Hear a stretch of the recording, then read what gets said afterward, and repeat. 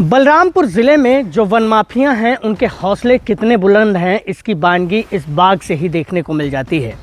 एक तरफ हमारे यहाँ के सामाजिक कार्यकर्ता इस बात पर बल देते दिखाई दे रहे हैं कि बलरामपुर ज़िले में टाइगर रिजर्व बनाया जाए, जिससे जड़ जंगल ज़मीन की जो हिफाजत है वो हो सके, यहाँ पर रहने वाले जानवरों की हिफाजत हो सके।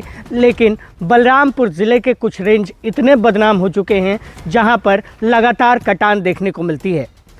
मैं इस वक्त विशुनपुर बढ़ईपुरवा में खड़ा हूं, जो बनकटवा रेंज के अंतर्गत आता है, और यहां पर अलीम नाम के शख्स के नाम से एक जो है उसकी पत्नी के नाम पर परमिट बनाया जाता है, जिसमें 15 सागौन के पेड़ों के कटान की परमिट दी जाती है 9 तारीख तक।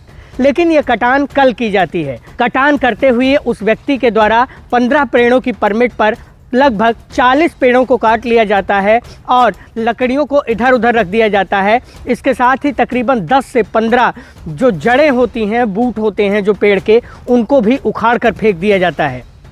इस तरह से ये व्यक्ति न केवल पूरे सिस्टम को चैलेंज करता हुआ दिखाई देता है, बल्कि इसने अपने पूरे तंत्र को लगाते हुए यहाँ से पेड़ों को कटाई करवा लिया और यहाँ से उठवाने भी लगा।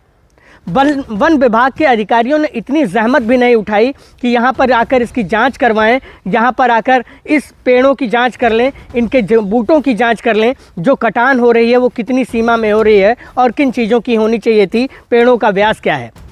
ये सारी चीज़ें अब ग्रामीणों ने जब एसएसबी और अन्य विभागों को सूचना दी, तब इनकी कलई खुलती नज़र आ रही है।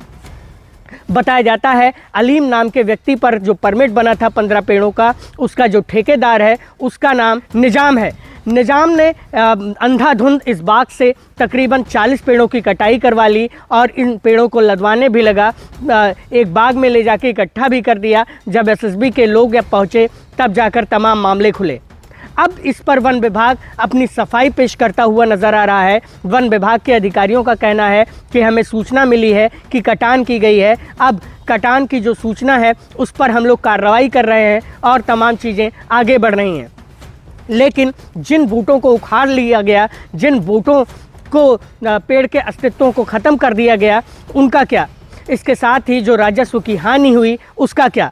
इसके साथ ही जो पर्यावरण को बचाने की मुहिम है उसकी हानि हुई, उसका क्या?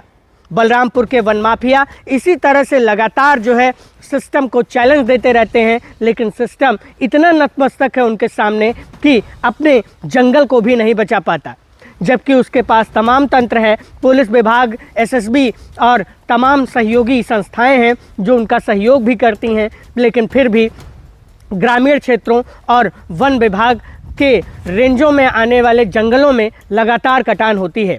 बनकटवा, बरहवा और पचपेड़वा का भांभर और अन्य रेंज जो है इस बात की बानगी है कि यहाँ पर कटान इतने तगड़े से होती है कि आम आदमी के होश फाख्ता हो जाएं। तो इस तरह से जो जंगल को बचाने की मुहिम है उस पर कहीं ना कहीं बट्टा लगता दिखाई दे रहा है। अब देखना होगा कि इस पूरे मामले पर वन विभाग और जो पुलिस विभाग है और एसएसबी है वो क्या कार्रवाई करता है, और क्या निज़ाम और अलीम के खिलाफ कोई बड़ी कार्रवाई होती है जिससे अन्य वन माफियाओं को सबक मिले कि वो इस तरह की अंधाधुंध कटान न कर सकें।